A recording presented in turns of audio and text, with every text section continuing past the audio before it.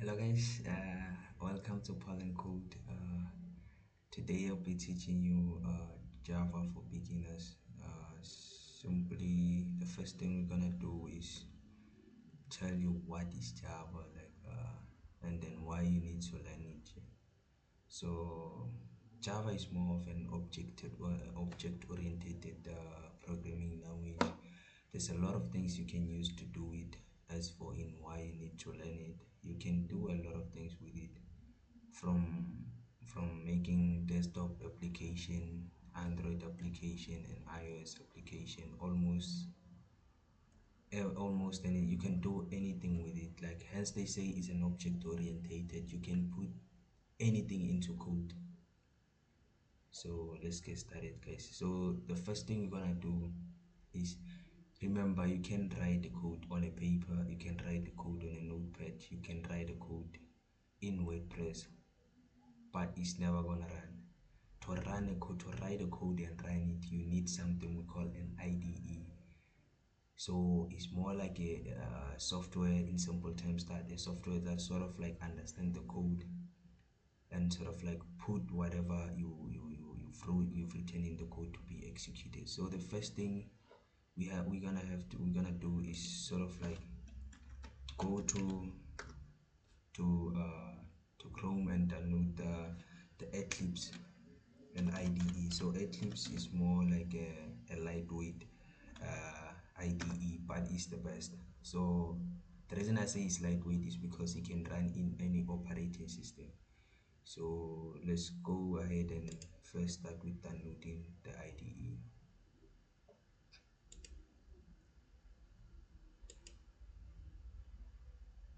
So you go to Eclipse and then get here, you allow and say download. So here's where you check whether you remember, before you download this thing, you have to check the size of your bit of your computer, like which one is it, the one that's suitable for your computer. So the first thing you're gonna have to do is go to press the start button and type in system, and then from here you can see the system type. Mine is 64. So go back there and download this one of 64.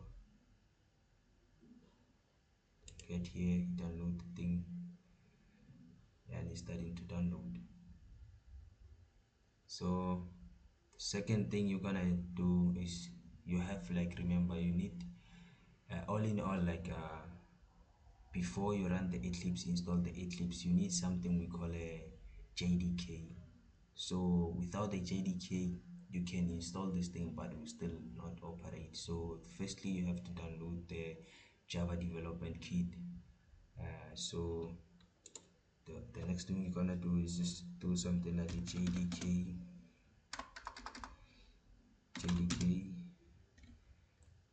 Let's go with 17, jar 17, and then you click on the first thing you type in the search engine is JDK 17 jar download. Then that's the 17 is the vision of the vision of the again JDK, I meant to say. And then you click on the first link that you see, and then right there you click on the size of this thing you want. Remember, it depends on which operating system you're using. So we have Linux here, the Linux and Mac OS, and then we have Windows.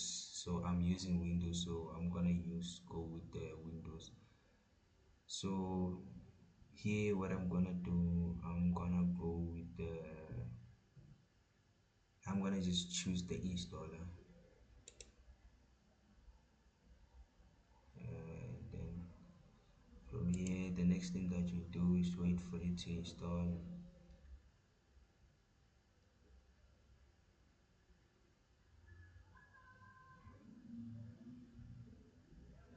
So guys, remember, like, as in for those who are using Mac OS, you can still find the video in the link, and then I made a video that focuses on more on installing the Eclipse inside of a Mac OS. So okay guys, let's go to packages, where I've already downloaded the file. So here's our JDK that we install. So the first thing before you install the Eclipse, you start with installing the JDK.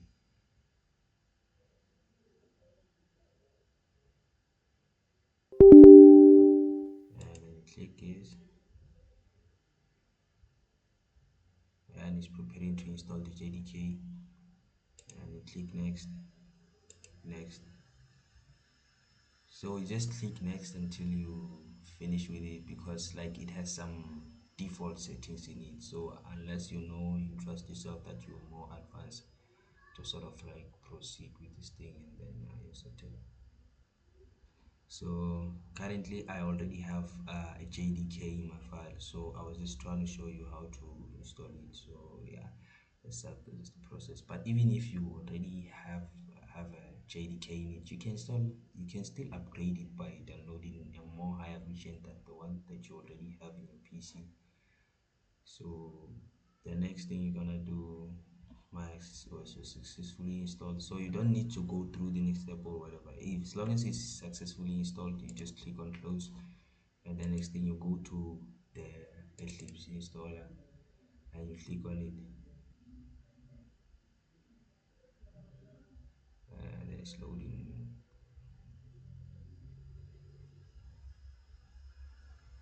Oh, here we go, and then something. Let's go to the proceed daily. So I've used the Eclipse installer, and then here we go again. Okay, here is where it gets interesting. So these are just some option on which one you want to use. Do you remember there's Eclipse for PHP, Eclipse for IDE, but here we need the one for Java. Remember? So here I'm just gonna do the one and choose the one that's Java based, Eclipse IDE for Java developers, and then you do this. And then the next thing you say install, and then you click accept now. Those are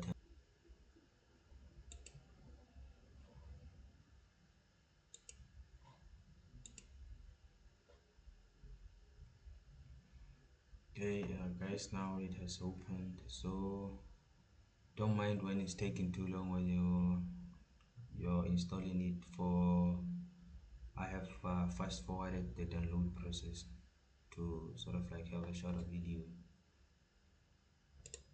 So right now we're gonna launch the IDE that we just installed, the Eclipse.